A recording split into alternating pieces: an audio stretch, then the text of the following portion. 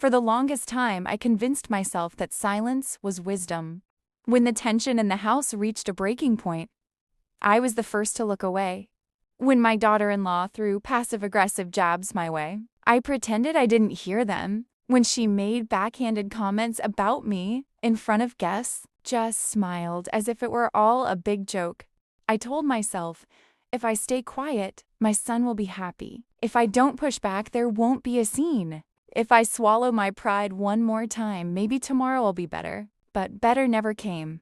When they first got married, Elle welcomed her with an open heart. Maybe my style wasn't as modern or minimalist as she liked, but it was sincere. I gave them the master bedroom, bought them new linens, helped stock their kitchen, and gave them a vintage oak cabinet I'd cherished for years. I wanted them to have their own space, a fresh start, without the financial struggle I had faced. I kept repeating a mantra to myself.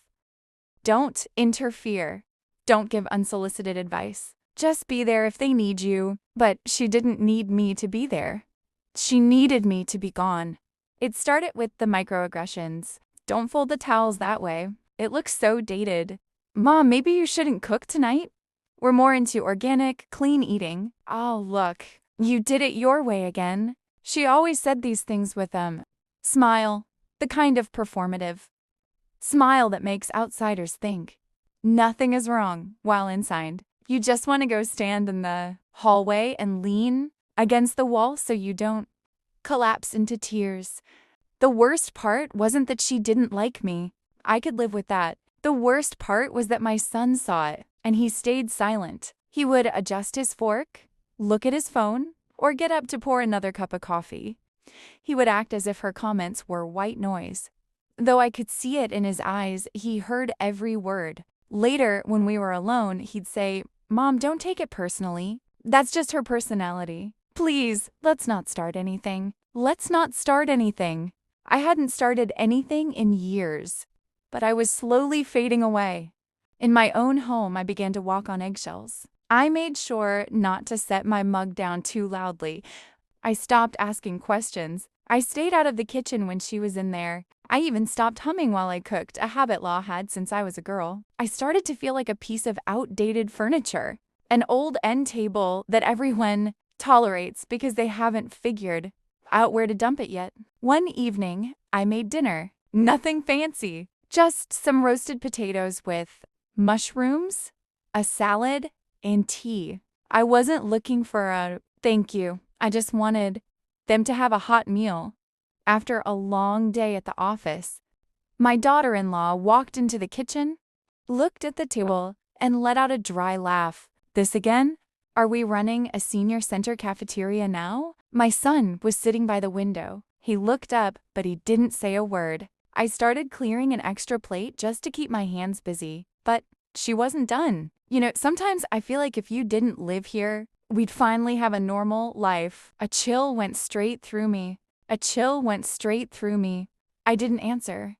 I just stood there holding that plate. And suddenly it felt so heavy, as if the weight of my entire life was sitting on that piece of ceramic. Seeing my silence, she raised her voice. "Well, are you offended? Does the truth hurt? You're literally in the way, Mom, for me and for him." And then the sound of my son's chair sliding back hit the floor. It wasn't a violent sound, just the slow, steady scrape of wood on hardwood. He stood up. "Enough," he said. She actually smirked. "Enough what?" "I'm just saying what everyone's thinking." He looked at her with an expression I hadn't seen in years. It wasn't rage. It was a cold, hard clarity. "No, that's not true. That is a level of cruelty I've allowed for way too long." The kitchen went dead silent. She tried to cut him off. "Are you serious right now? Are you picking her over? Picking her?" He didn't even raise his voice. "This is my mother. The woman who built this home while I was still learning how to tie my shoes. The woman who gave us her space, her savings, her time. And for months, you've been treating her like an intruder in her own house." I felt like the air in the room had vanished. I wanted to say, "Son, it's okay. Don't make a scene." It was my instinct to put out the fire, to shrink myself down again, but he didn't let me. I'm guilty too, Mom, he said, finally looking at me, because I stayed quiet. I thought I was keeping the peace, but I was actually just leaving you to drown in it. My daughter-in-law went pale. So what? You're choosing her? He didn't answer immediately. He looked at her, then at me. I'm choosing respect. And if there's no room for that in our marriage, then the problem isn't my mother. She walked out, slamming the door. For the next hour, we could hear her throwing things into a suitcase, muttering to herself, trying to justify her own behavior. I sat down. My legs finally gave out. My son came over, knelt beside my chair, and took my hands in his. He looked just like he did when he was a little boy, apologizing for breaking a window. I'm so sorry, Mom, he whispered.